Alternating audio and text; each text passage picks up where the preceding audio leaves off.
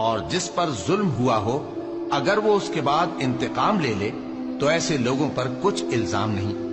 الزام تو ان لوگوں پر ہے جو لوگوں پر ظلم کرتے ہیں اور ملک میں ناحق فساد پھیلاتے ہیں۔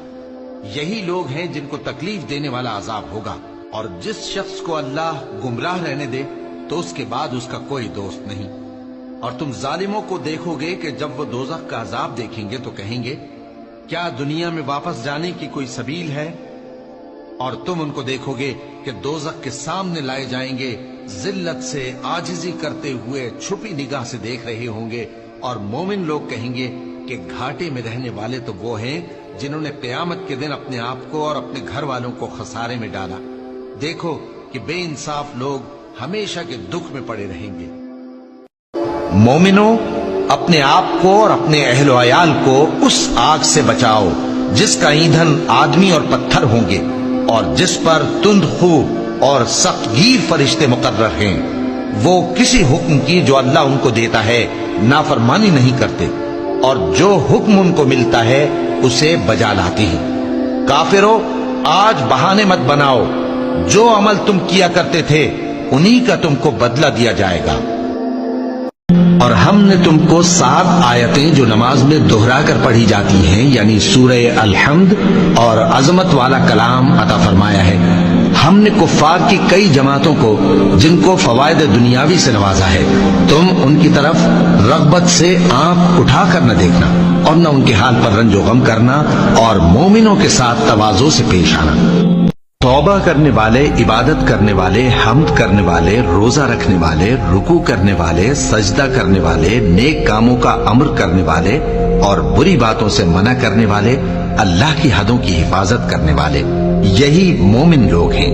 اور اے پیغمبر، مومنوں کو بہشت کی خوشخبری سنا دو۔ اور جو لوگ سونا اور چاندی جمع کرتے ہیں اور اس کو اللہ کے راستے میں خرچ نہیں کرتے، ان کو اس دن کے عذاب علیم کی خبر سنا دو، جس دن وہ مال دوزخ کی آگ میں خوب گرم کیا جائے گا، پھر اس سے ان بخیلوں کی پیشانیاں اور پہلو اور پیٹھیں داغی جائیں گی، اور کہا جائے گا کہ یہ وہی ہے جو تم نے اپنے لیے جمع کیا تھا، سو جو تم جمع کرتے تھے اب اس کا مزہ چکھو۔ کوہ طور کی قسم اور اس کتاب کی جو لکھی ہوئی ہے کشادہ ورق میں، اور آباد گھر کی اور اونچی چھت کی، اور جوش مارتے سمندر کی، کہ تمہارے پروردگار کا عذاب واقع ہو کر رہے گا اور اس کو کوئی روک نہیں سکے گا۔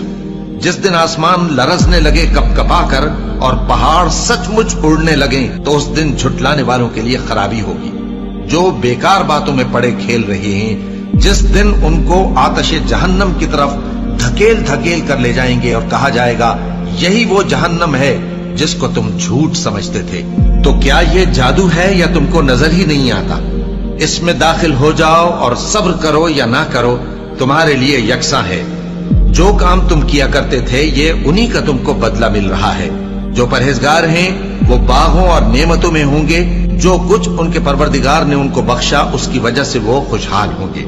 بے شک دوزخ گھات میں ہے، یعنی سرکشوں کے لیے کہ ان کا وہی ٹھکانہ ہے، اس میں وہ صدیوں پڑے رہیں گے۔ وہاں نہ ٹھنڈک کا مزہ چکھیں گے، نہ کچھ پینا نصیب ہوگا مگر کھولتا پانی اور بدبودار پیپ۔ یہ بدلہ ہے ان کے اعمال کے موافق۔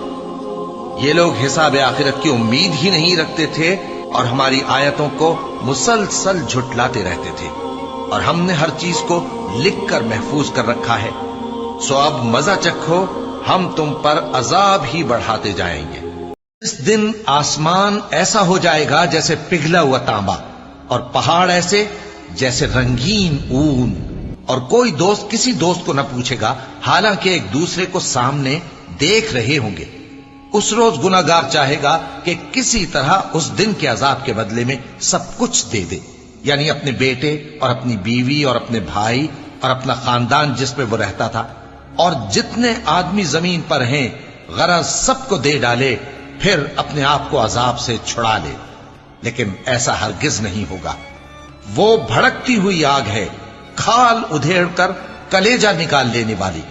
وہ ان لوگوں کو اپنی طرف بلائے گی جنہوں نے دین حق سے اعراض کیا اور منہ پھیر لیا اور مال جمع کیا پھر سینت سینت کر رکھا۔